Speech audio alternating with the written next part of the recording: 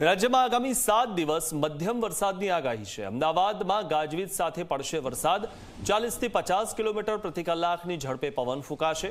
આ મહિનાના 2 અઠવાડિયા વરસાદની ગતિ ધીમી રહેશે। આ મહિનામાં સામાન્ય વરસાદ પડવાની શક્યતા છે। ત્યારે અત્યાર સુધીમાં જે રીતે જૂન મહિનાથી લઈને અત્યાર સુધીમાં જે રીતે વરસાદ પડ્યો છે, ત્યારે આ મહિનામાં વરસાદની ગતિ જે છે તે ધીમી રહેવાની છે। આ મહિનામાં સામાન્ય વરસાદ પડવાની શક્યતા છે અને આ મહિનામાં 2 અઠવાડિયા વરસાદની ગતિ ધીમી રહેશે। 1 अगस्त से लेकर 7 अगस्त तक कोई भारी वर्षा की संभावना का पूर्वानुमान नहीं दिया गया है, लेकिन जो अन्य स्थानों में हल्का से मध्यम वर्षा का संभावना रहेगा।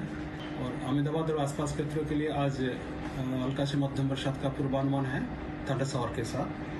फिशरमैन वार्निंग है, इसमें हमारा 4 अगस्त और 5 अगस्त के लिए दिया गया है।